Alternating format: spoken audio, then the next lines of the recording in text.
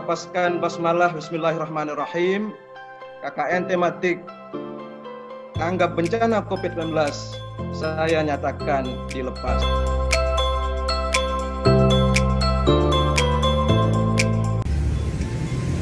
Hai, saya Basiska Rayunovani, mahasiswi program Studi Ilmu Komunikasi Universitas Mataram.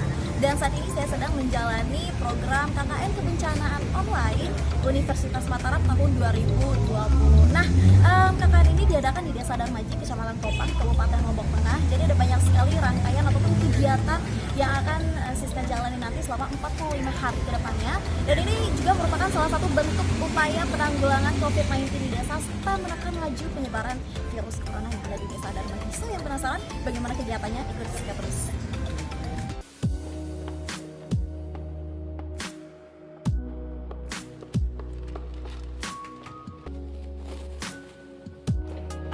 Desa Darmaji adalah salah satu dari 11 desa di Kecamatan Kopang yang mempunyai luas wilayah 440 hektar dengan jarak 36 km dari Kota Mataram dengan waktu tempuh sekitar 1 jam.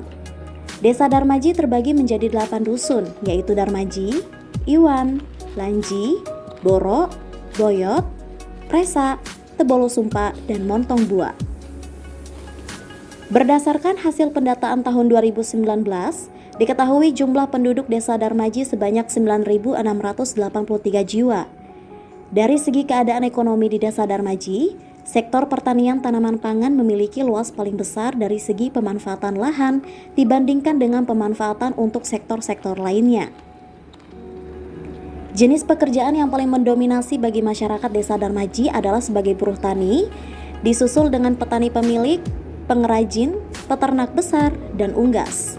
Hari pertama KKN Kebencanaan Online Universitas Mataram 2020 adalah mengunjungi kantor desa dan berterima kasih untuk Bapak Lalu Agus Rasihun beserta seluruh staf desa yang menyambut dan menerima saya untuk menjalani KKN selama 45 hari ke depan di Desa Darmaji.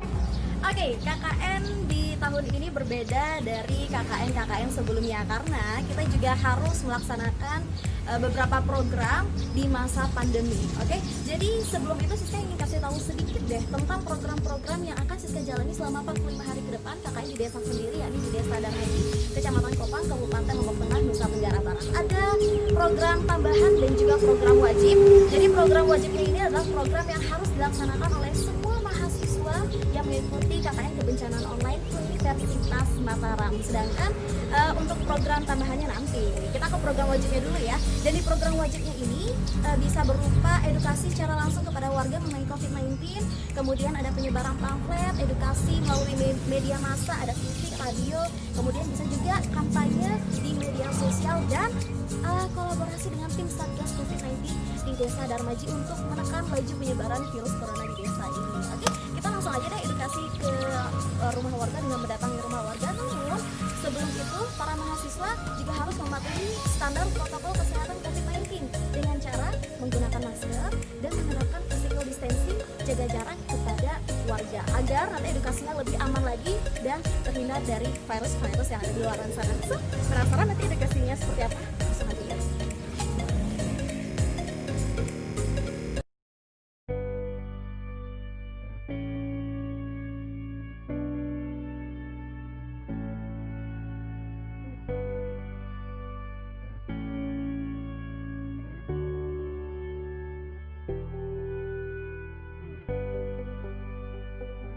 Program wajib ini dilaksanakan karena menurut pemetaan desa tidak ada kasus positif corona di Desa Darmaji.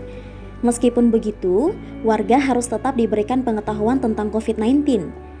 Edukasi pada warga ini dilakukan dengan cara mendatangi rumah warga untuk mengedukasi tentang virus corona, seperti menjelaskan apa itu virus corona, gejala klinis, penularan, dan upaya pencegahan COVID-19. Mengedukasi virus corona menggunakan pamflet yang telah disediakan oleh LPPM. Pamflet sangat bermanfaat sebagai media edukasi karena masyarakat bisa lebih memahami dan dapat mengingatnya melalui gambar dan tulisan yang ada di pamflet.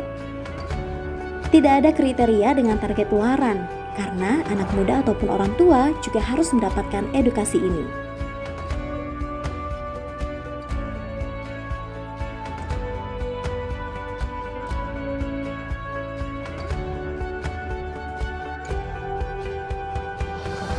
Bersih-bersih dan penyemprotan desinfektan di masjid dilakukan bersama warga desa, Satgas COVID-19 dan remaja desa.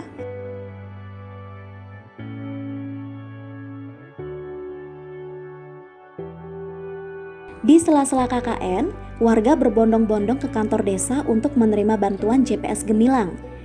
Sebelum warga datang, hal yang dilakukan pertama adalah mengecek semua bantuan agar tidak ada satupun yang tertinggal.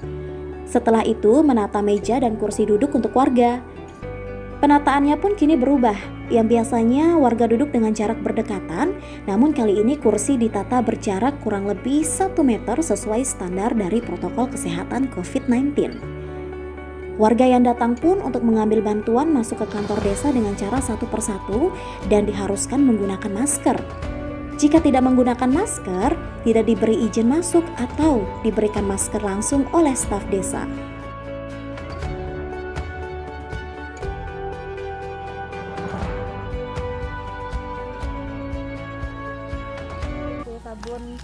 Sabun dari air mengalir, kemudian ada pengukur tangan. Ini nanti bisa dicontohin aja, ada 12 langkah mencuci tangan.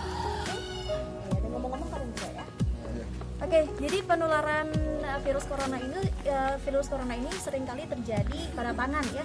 Jadi memang penyebaran umum dari virus corona itu terjadi pada tangan, yang dimana disebarkan dari satu orang ke orang lain. Jadi di masa pandemi seperti ini, kita sangat dianjurkan oleh pemerintah untuk selalu rajin mencuci tangan dengan sabun dari air mengalir, atau bisa juga menggunakan hand sanitizer ya. Dan memang kita harus senantiasa selalu menjaga kebersihan tangan agar bisa terhindar dari virus-virus lainnya yang ada di luar sana.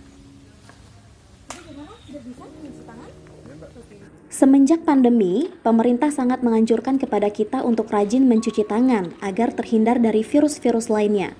Namun masih banyak masyarakat desa yang tidak memerdulikan hal ini. Walaupun terdapat banyak tempat cuci tangan umum yang disediakan oleh pemerintah atau warga, nyatanya tak banyak yang menerapkan di kehidupan sehari-hari. Edukasi ini masih dengan mendatangi rumah warga dan memberikan pengetahuan 12 langkah mencuci tangan yang benar. Warga akan melihat gerakan mencuci tangan yang berupa gambar di pamflet. Dan tidak hanya itu, agar bisa mengingatnya, saya melakukan hal ini bersama warga dan mempraktekkannya langsung gerakan mencuci tangan yang baik dan benar. Penempelan pamflet di tempat-tempat umum dengan tujuan agar warga sekitar bisa membacanya. Dan anak-anak juga lebih tertarik loh untuk membaca, apalagi ada tulisan yang disertai gambar.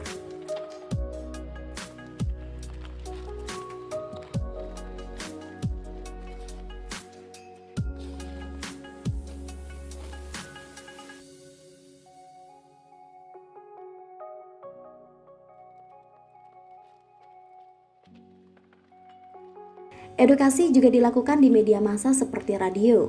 Radio merupakan salah satu jenis media massa satu arah yang berpengaruh menyampaikan berita, pesan, informasi, dan hiburan. 97,5 Reaper the Lovely Radio merupakan radio yang saya jadikan untuk beredukasi.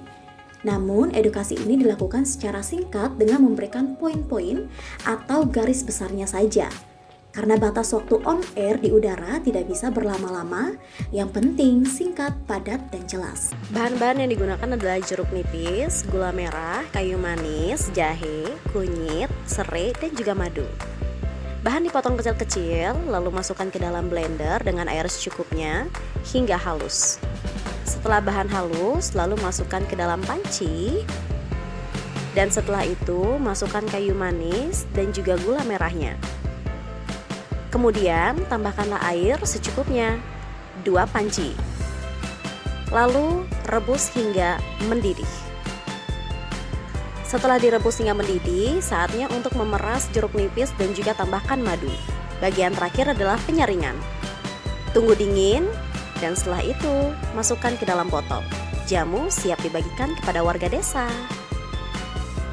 Oke, gitu dia tadi program 45 hari KKN Kebencanaan Online Universitas Mataram 2020. Siska berterima kasih banyak kepada semua warga desa, kepada staf desa, kepala desa, ataupun juga Satgas COVID-19 Desa Darmaji yang sudah ikut partisipasi dalam KKN COVID-19 2020 Universitas Mataram. Oke, Siska pamit undur diri dan mohon maaf apabila ada kesalahan. Sampai jumpa. Bye-bye.